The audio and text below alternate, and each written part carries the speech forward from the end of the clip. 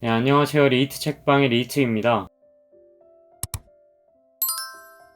오늘은 3장 글쓰기의 몸짓입니다. 그리스어 그라포는 기록하다, 쓰다로 번역됩니다. 그래서 우리가 어떤 것을 쓰는 행위는 어떤 표면 위에 어떤 물질을 올려놓는 행위라고 할 수 있겠죠. 그러나 플루스어에 따르면 이는 착각입니다. 그라포라는 단어는 2차적 의미, 즉 쓰다, 기록하다 라는 뜻 이전에 뾰족한 도구를 이용해 한 표면에 새기는 행위를 의미했죠. 한 예로 요한복음 19장 19절에는 빌라도가 패를 써서 십자가 위에 붙이니 라고 말할 때 이때 사용된 쓰다의 동사가 그라포입니다. 즉 쓰는 것과 기록하는 것은 뾰족한 물건으로 나무나 진흙 위에 새기는 행위를 의미했다는 거죠. 수천 년 전의 사람들은 메소포타미아의 흙벽돌 표면을 뾰족하게 깎은 막대로 새기기 시작했고 전통에 따르면 그것이 문자의 기원이다. 핵심은 구멍 뚫기, 즉 표면을 뚫고 들어가는 것이고 이는 지금도 마찬가지다. 쓴다는 것은 여전히 기입함을 뜻한다. 그것은 구성적인 몸짓이 아니라 파고 들어가는 집요한 몸짓이다. 플루서가 글쓰기의 몸짓이라고 말하는 건 글쓰기는 우리의 유전적 프로그램에 들어가 있지 않기 때문입니다. 그렇기 때문에 글쓰기는 그렇다 할 인과관계적 설명이 존재하지 않죠. 그래서 글쓰기는 몸짓이 됩니다. 플루서는 몸짓이 자연에 의해 조건 지어진 것과 구분되어야 하는 이유는 그것이 자유의 문제이기 때문이라고 설명하죠. 플루서는 무언가를 쓸 때 필요한 요소들을 열거합니다. 표면, 도구, 기호, 관습, 규칙, 체계, 언어 체계에 의해 지시되는 체계, 쓰고자 하는 메시지, 쓰기가 그것이다. 우리는 무언가를 쓸 때 왼쪽에서 오른쪽으로 갔다가 왼쪽으로 돌아가 다시 오른쪽으로 갑니다. 이는 오른쪽 아래에서 끝날 때까지 계속되죠. 이 몸짓은 선형적 성격을 따릅니다. 그러나 이건 충분히 다르게 될 수도 있을 몸짓이었죠. 실제로 이런 다른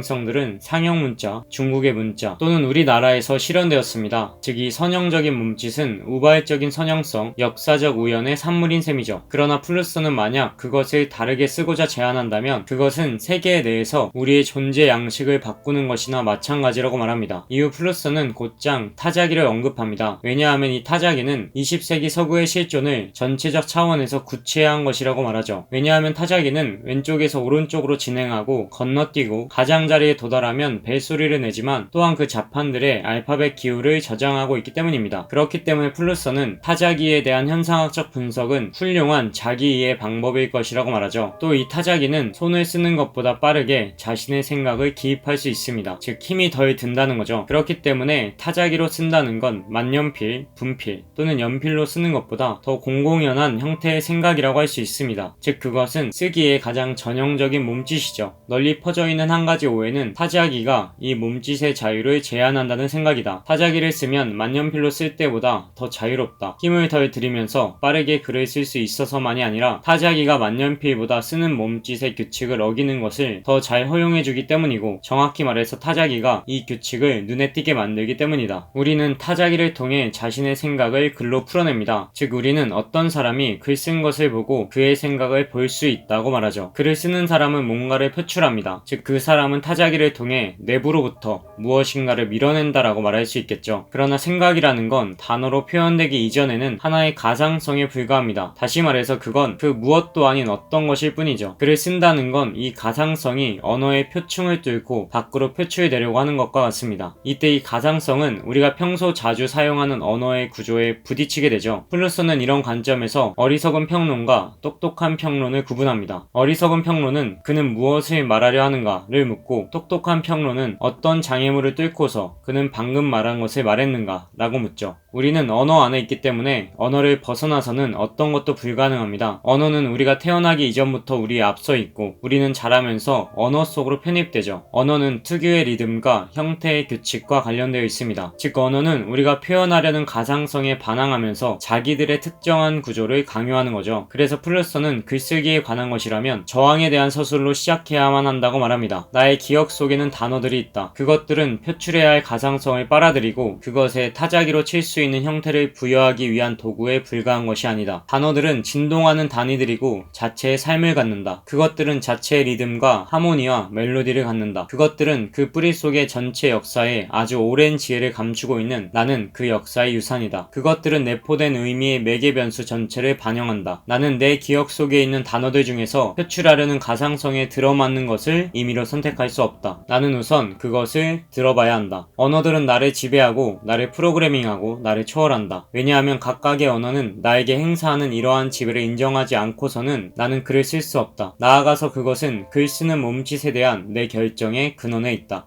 이 단어들의 지배는 아주 근원적이어서 언제나 가상성에 저항하며 우리의 생각들을 자신의 구조로 편입하려고 합니다. 한 남자가 글을 쓰려고 컴퓨터 앞에 앉았다고 가정해보죠. 그는 왼쪽 창문을 통해 하늘을 바라보고 자신의 글을 이렇게 시작합니다. 어느 화창한 봄날에.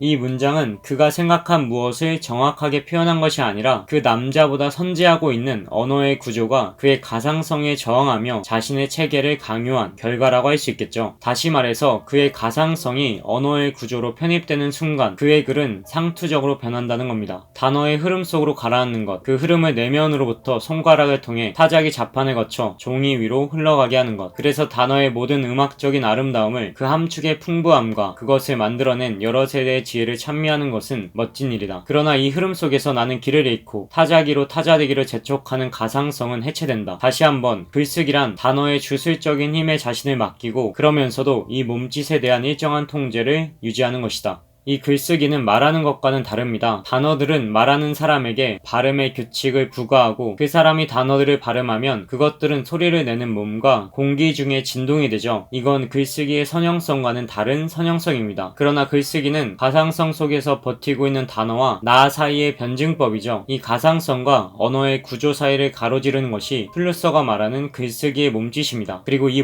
몸짓이야말로 아름답다고 말하죠. 바로 이것이 글쓰기의 아름다움이다. 그것은 단어들을 현실화하는 것이다. 문필가가 되는 것은 반드시 연설가가 되는 것을 의미하진 않는다. 음유시인은 시인이 아니다. 단어들은 말에 대해서와는 다른 방식으로 글에 저항한다. 나는 표현하려는 것을 재단해야 한다. 그 다음에는 문법의 규칙이 있고 나는 이 두 가지 규칙이 항상 일치하지 않는다고 확신한다. 나는 양쪽의 규칙들을 가지고 놀기 시작하고 내가 표현하려는 것이 논리와 문법의 모순들 사이를 그래도 아슬아슬하게 빠져나가도록 한다. 글쓰기는 생각의 한 방법입니다. 생각은 언제나 몸짓을 통해서 표명되죠. 몸짓을 통해 표출되지 않은 생각은 하나의 가상성으로 머무릅니다. 즉 우리는 몸짓을 통해 우리의 생각을 언어의 표층 바깥으로 표출하지 않으면 생각한다고 할 수 없는 것이죠. 그렇기 때문에 글쓰기의 몸짓을 하기 이전에는 생각하는 것이 아닙니다. 플로베르는 다음과 같이 말한 적이 있죠. 형식이 결여되어 있으면 생각도 없는 법이다. 형식과 내용 중 하나를 탐구한다는 것은 곧 다른 하나를 탐구하는 것이다. 진료와 색채를 따로 떼어서 생각할 수 없듯이 그 두 가지는 서로 떼어서 생각할 수 없는 것이다. 그렇기 때문에 기법이 곧 진리다.